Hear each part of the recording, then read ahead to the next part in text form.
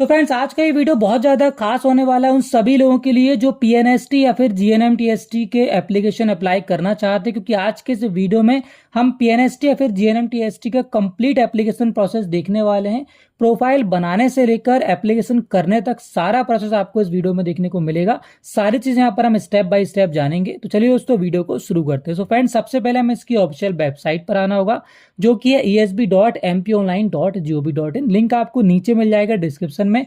जैसे उस पर आप क्लिक करते हैं तो आप इसकी वेबसाइट पर आ जाते हैं। अब यहाँ पर आने के बाद आपको देखिए उपलब्ध सेवाओं के अंतर 3rd नंबर पे ऑप्शन मिल जाता है पीएनएसटी और जीएनएमटीएसटी। अब यहाँ पर इसका एप्लीकेशन करने से पहले सबसे पहले आपको ईएसबी का प्रोफाइल बनाना होता है, जिसे हम व्यापम प्रोफाइल भी बोलते हैं। बिना इस प्रोफाइल के आप इसका जो एप्लीकेशन फॉर्म है वो फिल नहीं कर सकते। तो सबसे पहला काम को क्या करना है, सबसे पहले हम प्रोफाइल बनाएंगे। तो चलिए देखते हैं किस तरह से यहाँ पर आप एक नया प्रोफाइल बना सकते हैं, या फिर आपका प्रोफाइल पहले से बना हुआ तो उसमें आप किस तरह से करेक्शन कर सकते हैं। तो यहाँ पर देखिए उपलब्ध सेवाओं के बाजू में आपको एक ऑप्शन मिलता है उम्मीदवार प्रोफाइलिंग। इस पर आप क्लिक करेंगे। फर्स्ट ऑप्शन आपको मिल जाता है प्रोफाइल पंजीकरण फॉर्म। यहाँ से आप नया प्रोफाइल बनाएंगे। अगर आपको प्रोफाइल में करेक्शन करना है तो नीचे आपको ऑप्शन मिल जाएगा प्रोफाइल पंजीकरण फॉर्म संशोधन।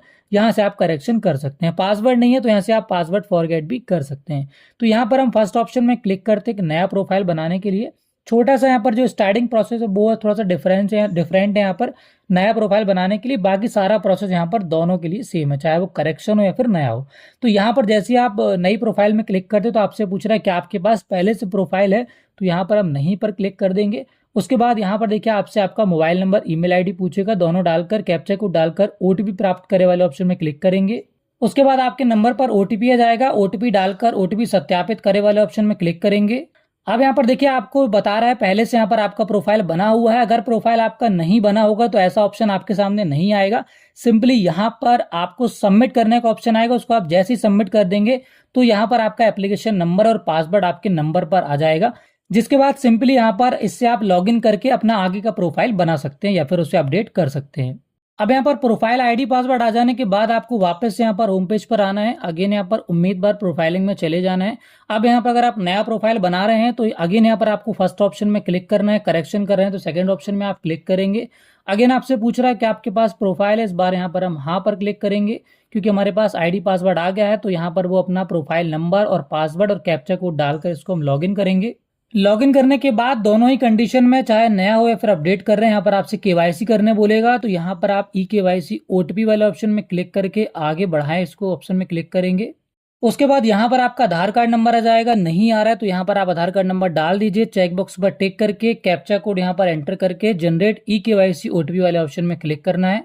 ओटीपी आने के बाद ओटीपी एंटर करेंगे, चेक बॉक्स पर टिक करेंगे, गेट डिटेल्स पर क्लिक करेंगे। उसके बाद कुछ इस तरह से यहाँ पर आपका जो एप्लीकेशन फॉर्म है, प्रोफाइल फॉर्म है, यहाँ पर ओपन हो जाएगा। अब यहाँ पर देखिए पहले से जानकारी भरी हुई है, क्योंकि यहाँ पर मैंने सारी जानकारी भर रखी है। अब यहाँ पर आपको देखिए सबसे पहले एप्लीकेंट नाम, यहाँ पर आवेदक का नाम डालना है। तो यहाँ पर आप फर्स्ट नेम डालेंगे। उसके बाद अपना सरनेम डालेंगे। सरनेम ना होने की स्थिति में यहाँ पर दिया हुआ है NA आपको लिखना, नॉट एप्लीकेबल। देन यहाँ पर आपको पिता का नाम लिखना है। सारी जानकारी यहाँ पर आप 10वीं की मार्कशीट के अनुसार डालिए। फिर यहाँ पर माता का नाम डालिए। उसके बाद डेट ऑफ बर्थ डालिए। क्या आप मध्य प्रदेश के मूल निवासी, यहाँ पर आप हाँ पर टिक करेंगे। जेंडर डालेंगे, मेल या फिर फीमेल। श्रेणी डालेंगे, कैटेगरी ST SC OBC या फिर जनरल है। देन यहाँ पर EWS अगर है तो यहाँ पर हाँ करेंगे, उसकी जानकारी फिल करेंगे। EWS नहीं है तो यहाँ पर ये ऑटोमेटिक देखिए आपका जो ऑप्शन है यहाँ पर क्लिक आप नहीं कर पाएंगे। देन यहाँ पर आपसे पूछ रहा है उच्च शैक्षणिक योग्यता, हाईएस्ट क्वालिफिकेशन क्या है, सबसे हाईएस्ट आपने क्या क्वालिफिकेशन कर रखा है। UG PG जो भी आपका वो यहाँ पर आप सेलेक्ट करिए। निवास का क्षेत्र ग्रामीण या फिर शहरी है वो सिलेक्ट करिए। उसके बाद यहाँ पर देखिए डिसेबिलिटी पूछ रहा है। अगर आपको 40% से ज्यादा कोई भी डिसेबिलिटी है तो यहाँ पर आप हाँ करेंगे। किस तरह की डिसेबिलिटी उसकी जानकारी फिल करेंगे, अदरवाइज यहाँ पर नहीं पर क्लिक करेंगे। देन यहाँ पर वैवाहिक विवरण आपसे पूछ रहा है, क्या आप मैरिड हैं? मैरिड है तो हाँ पर क्लिक करेंगे। यहाँ पर आपको विवाह की तिथि डालना है, बच्चों की संख्या डालना है, अंतिम बच्चे की जन्म तिथि डालना है। अगर आप मैरिड नहीं है तो सिंपली नहीं पर क्लिक करके आगे बढ़ जाएंगे। देन यहाँ पर आपसे एड्रेस पूछ रहा है। तो यहाँ पर आपका मकान नंबर, गली मोहल्ले का नाम, जो भी आपके आधार कार्ड में एड्रेस है वो फिल कर दीजिए। देन यहाँ पर आपको कॉलोनी, शहर, अपना राज्य, जिला और यहाँ पर पिन कोड आपको एंटर कर देना है। और नीचे आएंगे तो यहाँ पर देखिए मोबाइल नंबर, ईमेल आईडी आपको शो कर रहा है। तो यहाँ पर आप ईमेल आईडी चाहें तो चेंज कर सकते हैं, मोबाइल नंबर चेंज नहीं होगा। देन यहाँ पर पूछ रहा है आवेदक के शरीर का स्थायी पहचान चिन्ह, तो कोई भी एक आइडेंटिफिकेशन मार्क, तेल, मोल, कटे फटे के निशान, कुछ भी यहाँ पर आप लिख सकते हैं। वो यहाँ पर आपको डालना है। उसके बाद यहाँ पर आइडेंटिटी कार्ड यहाँ पर आपसे पूछ रहा है आप क्या लेकर जाएंगे एग्जाम टाइम में, तो यहाँ पर आप आधार कार्ड सेलेक्ट करिए। नीचे आपका आधार कार्ड नंबर ऑटोमेटिक आ जाएगा। अब यहाँ पर अगर आप करेक्शन कर रहे होंगे तो आपके सामने एडिशनल यहाँ पर एक ऑप्शन आएगा, do you want to edit change your documents. तो यहाँ पर पहले से जो डॉक्यूमेंट आपके डले हैं, क्या उसमें आप अपडेशन करना चाहते हो, तो बिल्कुल यहाँ पर अगर अपना प्रोफाइल आप अपडेट करने वाले हैं तो यहाँ पर आप डॉक्यूमेंट जरूर से चेंज कर लीजिएगा, जैसे कि फोटो, सिग्नेचर, जिससे आपका जो प्रोफाइल है यहाँ पर अपडेट हो जाएगा। तो यहाँ पर आप हाँ पर क्लिक करेंगे अगर यहाँ पर आप करेक्शन कर रहे हैं तो। और नया प्रोफाइल बना रहे हैं तो ये ऑप्शन आपके सामने नहीं आएगा। देन यहाँ पर आपको डिक्लेरेशन पर चेकबॉक्स पर टिक करना है और यहाँ पर पंजीकरण संशोधित करे वाले ऑप्शन पर क्लिक करना है। जिसके बाद आपका जो प्रोफाइल में डिटेल्स जो आपने डाली पर्सनल डिटेल्स वो यहाँ पर सेव हो जाएगी। यहाँ पर आप देख सकते हैं नेक्स्ट पेज में आप आ चुके हैं। नीचे यहाँ पर आपको डॉक्यूमेंट अपलोड करने के लिए बोल रहा है, तो यहाँ पर देखिए आपका फोटो, आपका सिग्नेचर और हैंड रिटन टेक्स्ट यहाँ पर आपसे मांग रहा है। तो यहाँ पर ये तीनों चीजें आपको अपलोड करना है। हैंड रिटन टेक्स्ट आपको कहाँ से मिलेगा, उसका पीडीएफ जो है वो नीचे मैं डिस्क्रिप्शन में डाल दूंगा, तो वहां पर इसका फॉर्मेट आपको मिल जाएगा। क्या आपको लिखना है, तो यहाँ पर आप 2 लैंग्वेज में या फिर हिंदी में या तो फिर इंग्लिश में उसको बिल्कुल लिख लेना है। और जैसा यहाँ पर आपको सैंपल दिया गया इस तरह से यहाँ पर आपको लिखना है, कैसा नहीं लिखना है वो भी यहाँ पर आपको सैंपल दिया गया है। तो फोटो सिग्नेचर यहाँ पर आपको, अगर आप मोबाइल से फॉर्म भर रहे हैं तो फोटो क्लिक कर लेना है अपने पासपोर्ट फोटो की। अपना सिग्नेचर यहाँ पर प्रॉपर आपको ब्लैंक पेज में साइन करके उसकी फोटो क्लिक कर लेना है। और यहाँ पर आपका जो राइटिंग है वो प्लेन पेपर में आपको तैयार कर लेना है और उसकी फोटो आप क्लिक कर लेना है। उसके बाद तीनों ही चीजों को यहाँ पर बारी बारी से आपको अपलोड कर देना है। यहाँ पर अपलोड करने के लिए ब्राउज पर आप क्लिक करेंगे और सबसे पहले यहाँ पर आप फोटो सेलेक्ट करेंगे। फोटो सेलेक्ट करने के बाद आपके सामने इस तरह का टैब ओपन होकर आ जाएगा। अब यहाँ पर देखिए आपको फोटो क्रॉप करने के लिए बोल रहा है, तो यहाँ पर आपको फोटो इस तरह से क्रॉप कर लेना है। पूरी फोटो आपकी नहीं आएगी, इस तरह से आप फोटो क्रॉप करेंगे। उसके बाद यहाँ पर आप राइट टिक पर क्लिक करेंगे तो यहाँ पर देखिए आपका इस तरह से जो फोटो है वो अपलोड हो जाएगा। बिल्कुल इसी तरह से यहाँ पर आप सिग्नेचर और यहाँ पर जो हैंड रिटन टेक्स्ट है वो यहाँ पर अपलोड आप कर देंगे। अब देखिए जब यहाँ पर आप हैंड रिटन टेक्स्ट अपलोड करेंगे तो इस तरह से यहाँ पर आपको आपने जो लिखना है मैटर वो कॉपी में कुछ इस तरह से लिखना है कि पर्याप्त यहाँ पर चारों तरफ स्पेस रहे, जैसा कि यहाँ पर मैंने डिस्प्ले में आपको दिखाया हुआ है। लगभग आपको इतना स्पेस चारों तरफ यहाँ पर आपने जो लिखा हुआ है उसके चारों तरफ आपको छोड़ देना है, ताकि जब यहाँ पर आप क्रॉप करेंगे तो इजीली इस क्रॉप वाले एरिया के अंदर आपका जो टेक्स्ट है वो यहाँ पर इजीली आ सके। तो इस तरह से यहाँ पर आपको इसकी फोटो क्लिक करना है कि चारों तरफ यहाँ पर इसमें स्पेस हो, ताकि आप काफी आसानी से इसको अपलोड कर सके। यहाँ पर आप राइट टिक पर क्लिक कर देंगे तो आप देख सकते हैं यहाँ पर आपका फोटो, सिग्नेचर और हैंड रिटन टेक्स्ट तीनों चीजें यहाँ पर आ चुकी हैं। तीनों चीजें अपलोड करने के बाद अब यहाँ पर देखिए आपको फोटो के नीचे चेकबॉक्स दिया है, सिग्नेचर के नीचे टेक्स्ट चेकबॉक्स दिया है, तीनों के नीचे यहाँ पर आपको चेकबॉक्स दिया है, तीनों ही पर आपको टिक कर देना है। देन नीचे आपको ऑप्शन दिया गया है upload photo, signature, handwritten text, इस पर आप क्लिक करेंगे। जिसके बाद कुछ इस तरह से यहाँ पर आपका फोटो, सिग्नेचर और जो मैटर है वो यहाँ पर देखिए तीनों यहाँ पर अपलोड हो जाएंगे। अब नीचे यहाँ पर देखिए आपको कुछ डॉक्यूमेंट्स भी अपलोड करना है, जैसे कि सबसे पहले जन्म तिथि प्रमाण के लिए आपकी 10th या फिर 8th या फिर 12th की मार्कशीट मांग रहा है।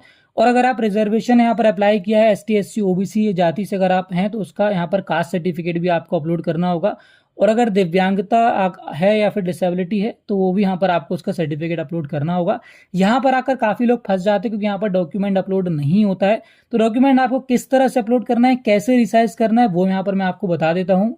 तो डॉक्यूमेंट रिसाइज करने के लिए यहाँ पर देखिए मैंने एक टूल का यूज किया, सरकारी रिजल्ट टूल। इसका लिंक मैं नीचे डिस्क्रिप्शन में डाल दूंगा। बड़ा ही कमाल का यहाँ पर इसका जो सॉफ्टवेयर है, काफी इजीली यहाँ पर आप डॉक्यूमेंट रिसाइज कर सकते हैं और परफेक्ट साइज यहाँ पर आप डॉक्यूमेंट का बनाकर उसको इजीली अपलोड कर सकते हैं।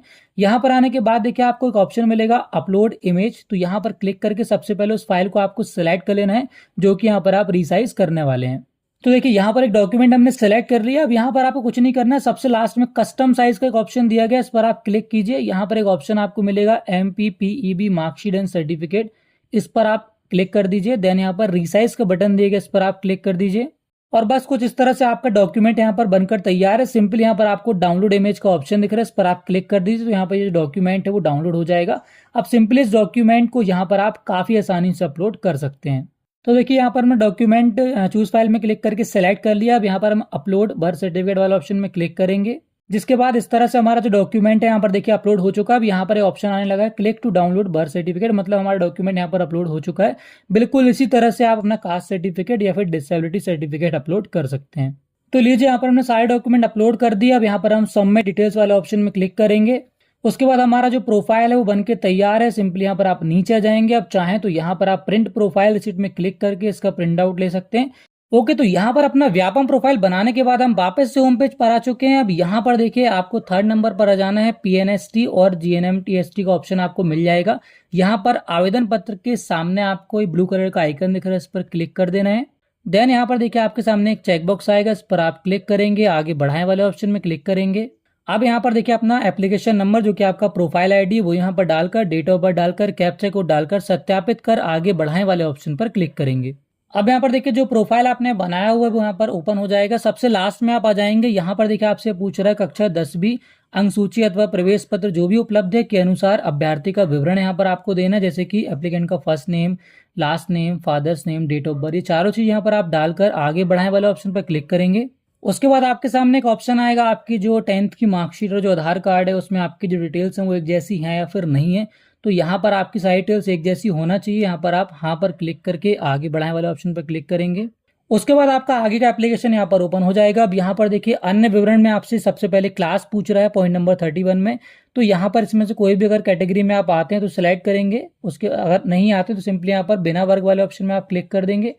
देन यहाँ पर क्या आप विधवा परित्यक्ता हैं या फिर आप 3.3 के अनुसार आपका जो नोटिफिकेशन है उसमें आशा कार्यकर्ता हैं, क्या आपके विरुद्ध कोई आपराधिक मामला दर्ज है, ऐसा क्वेश्चन आपसे पूछा जा रहा है। तो यहाँ पर आप उसके अकॉर्डिंग ऑप्शन सेलेक्ट कर लेंगे। देन यहाँ पर 35 नंबर में आपसे पूछ रहा है क्या आप बीएससी नर्सिंग जीएनएम पाठ्यक्रम में प्रवेश हेतु आपका कुछ यहाँ पर देखिए जैसे 12th में आपका भौतिकी, रसायन शास्त्र यानी कि फिजिक्स, केमिस्ट्री और यहाँ पर आपका जो बायोलॉजी है उसमें मिनिमम 45% से आप पास होना चाहिए।